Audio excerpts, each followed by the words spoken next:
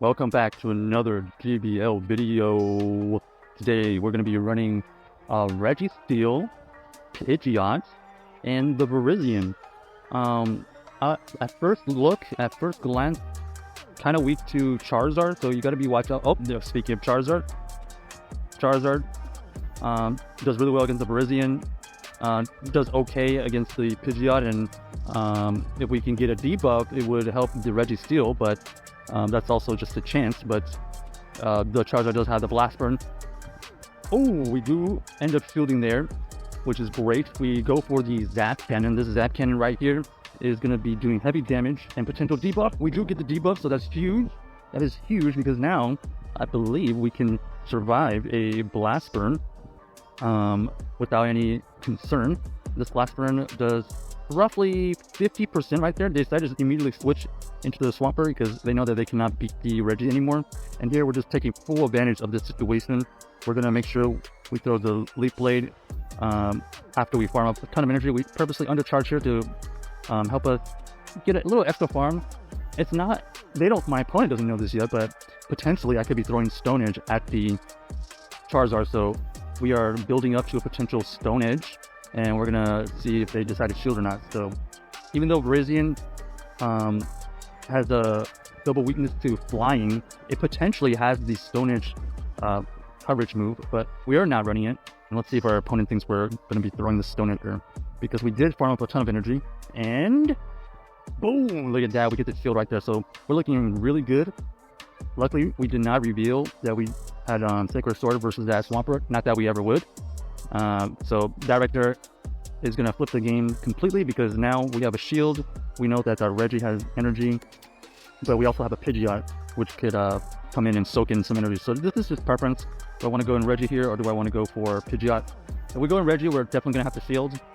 We don't want to risk this bait call if it is, but we decided to shield. It was a Blast Burn, so we're just going to make sure we throw in the middle of the animation right there, which is exactly what we did. And this should KO, and then we just hope for the best. So we see what's in the back. What do you pair? Okay, so Wall Ring Charizard makes sense. That core makes sense with the Swampert. The team does make sense. So we're going to stay here because we're going to be able to throw this Focus Blast before they get to the Earthquake. And plus, they have to go for Earthquake because this Registeel is not in Ice Cold Sphere range. So we're going to force them to use all of their energy if they want to be able to see our last Pokemon, which indeed they do. And then, unfortunately for them, we have a full-sized Pidgeot here. Even though these Ice Cold Spheres will do a good chunk of damage because of its full health, we should be able to survive. And we should be able to get to a charge move. Whether we go for Feather Dance or we go for Brave Bird, doesn't really matter. We get to it at the same time on the first go. And then this is GG. Thank you to our opponent. That team seems to be very common. Charizard protecting the Swampert and the Wall Rain. So probably look out for that if you don't think like your team is. Alright.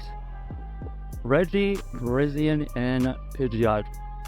In my mind, it's kind of a ABA team, right? So we're gonna basically most likely stay in the lead most of the time, unless this is an absolute horrible situation like Swampert. Swampert's the only one we do switch out because we kind of have two counters to it. The hard counter of Virizion and then the soft counter with the Pidgeot, so we immediately go to the Pidgeot. They just have to stay in here. This is interesting. Whenever they try to catch a move, I guess. And then here we're just gonna throw on timing right before that Incinerate animation gets through. We go for the Brave Bird. The Pidgeots are relatively tanky and we do huge damage. So once again we throw the move right before they get to the end of the animation, the Incinerate. If they shield, they're potentially going to go for Brave Bird because they have Brave Bird energy now. And then they decided to shield here. So, okay, they decided to go for Flame Charge. And now all we have to do is just farm it down. So they probably should have just gone for the Brave Bird at that point.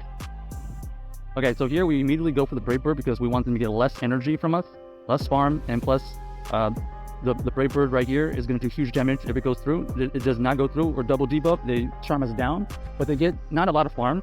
Unfortunately for them, they know that we have a Reggie. We counter swap, they counter swap, then we counter swap into the Virizion, and this is GG's because there's no way they can get through this Virizion. Even if they have Sludge Wave, it's going to require 2. They go for the Earthquake, it's not effective, and this is GG's. This is probably going to be a top left, I think, maybe? I don't know. At this point, if you only have Earthquake, there's no way you can beat this Virizion. So because they have their energy dry here, we're going to farm up a ton of energy. Basically up to 2. We're going to go up to 2 Leaf Blades. The Leaf Blades should KO because we're going to go full bubbles. And because we have residual energy, we're going to throw this Leaf Blade, which is neutral. We don't want to throw the Sacred Sword, it would be resisted. So we do a little bit of damage, but like I said, this is over because the Registeel is going to be able to tank every single move Fable is going to throw at us. We're not worried about any single moves. If this was a Granbull, Shadow Granbull, it potentially could have had close combat. We would have worried about that, but because this is just a Fable, we're going to go for the Zap Candy here, and GG's. Honestly, we kind of figured that they were going to be weak at Reggie once they decided to stay in with the Pidgeot, right? To kind of, well, they first tried to catch it, but then it felt like they were kind of confused on what to do. So we had a good indication that Reggie was going to be pretty good in the back line. But in these line 3 formats, it literally can be anything. Anything can happen, really. Also, we mostly stay in even against the Reggie, because as you can imagine, the Reggie situation, if it's a Reggie to Reggie lead, that Pidgeot is pretty weak to it, and we only have the Virizion to counter it. So I would say, like I mentioned earlier, most of the time we're going to be staying in. Most of the time it's going to be essentially just whittle the lead down and then come back in with our backup one. So keep that in mind. Unless you run into a Swampert, we have technically a hard counter and a top Swampert. Here, same situation. We're going to go for the debuff because we're going to need 2 moves anyway. Potential debuff coming in here. Will it pay off? They decide not to steal, by the way, so they do get the debuff, which is great for us. And we're noticing they're farming, and they're building energy up to a potential Focus Blast here. Even if it's that's a shadow one, so we do call the Focus Blast correctly. We throw on optimal timing in the middle of the animation right there. And this time we go for the Focus Blast. This is a potential KO, which they end up shielding. Okay, so now it's going to be, are we going to be able to another Focus Blast, or are we going to get baited? Let's see. We try to shield, right? And then we're going to try to farm up as much energy as possible here because we know that this Ampharos is energy dry. I don't know, all we have to do is just go for another Focus Blast here. And oh, they decided to shield. Okay, so they really do not like to see the Reggie in the back. What could they possibly have in the back? Ampharos is kind of a similar role where you basically kind of just stay in, and then you kind of just hope that the backline can kind of gain energy advantage. And they decide to leave. So potentially some Charmers, potentially some Flyers, possibly. Cresselia could have been a thing. So due to that opponent right there, we were able just to beat their lead. Maybe if they baited, if they decided to go for their other move instead of going for straight Focus Blast, we would have lost that, right? But hindsight is 20/20, like always. All right, next game here. Is this going to be a positive set or not? What do we think here? Okay, super positive matchup. Because it's not Shadow one, I believe we can... Okay, actually, this is a Snarl version. I thought this was going to be a Charmer. So because this is a Snarl version, it gets to its charge moves that much quicker. So we decided to let the first one go because we wouldn't be able to survive a close combat, and I don't think they want to debuff themselves right now. So we go for the Zap Cannon here because once again this is going to require 2 charge moves anyways. We do get the debuff. That's huge. So even if they potentially go for a close combat right here, we should survive. Mainly because this is not a shadow, and because that this has only been revealing crunch. Oh, they go for a little crunch bait there. Oh, well, does this Granbull even have close combat, or is it running play rough? Okay, so it looks like they're just going straight crunch here, which is telling me that they are not running the close combat version here. They're probably running the crunch and play rough edition. They try to shield a Focus Blast there, and we're still doing good here. We're still doing good here. We decided to shield here because we don't want to be potentially sniped. If they get that, okay, we do get the debuff right there.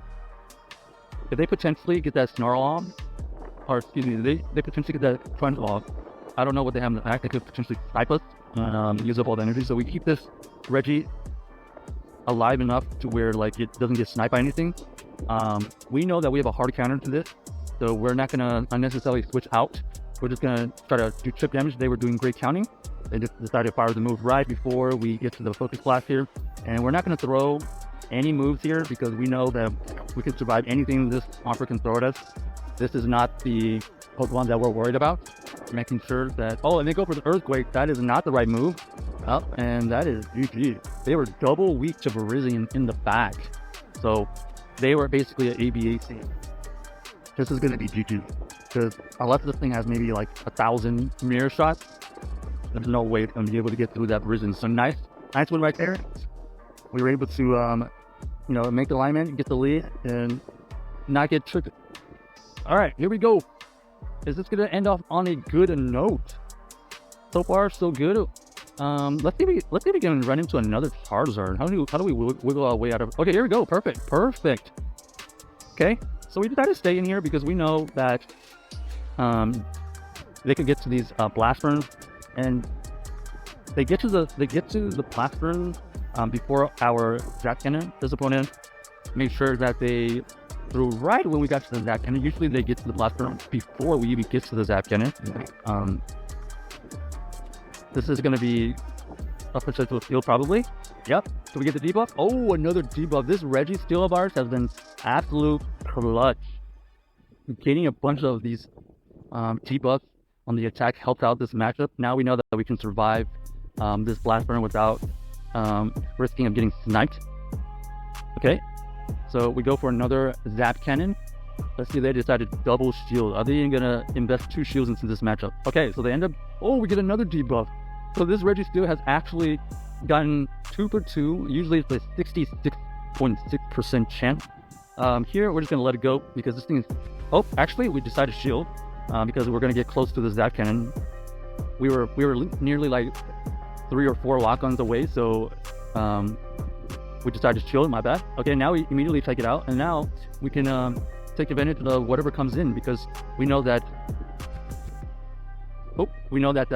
this Reggie potentially could get to this next move and decided to throw a Sacred Sword before we get to it. So good for them. They use all their energy. They have no more energy, and then now we come in with our Virizion. This Virizion has a decent matchup, has a really good matchup against this Cobalion because it's only taking neutral. And this Virizion is going to be able to get to some super effective Sacred Swords. They try to catch a inefficient Sacred Sword on us, but unfortunately for them, we have the Pidgeot. This Pidgeot is going to do really well against this Golisopod. And then this Golisopod is going to be taking a Brave Bird soon. But before we do that, we're going to farm up extra energy. There's nothing this Golisopod can throw at this Pidgeot. You get some effective Brave Bird damage here. Down goes that Philosopher. And then here we just go straight for the Brave Bird again. No messing around. This is going to be huge damage.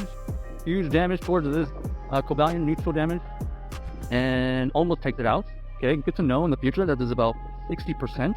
And look at that. Pidgeot taking down 2 Pokemon in the back right there, which is always ideal. Check out this team. It is expensive. Let us know if you are going to be using this team.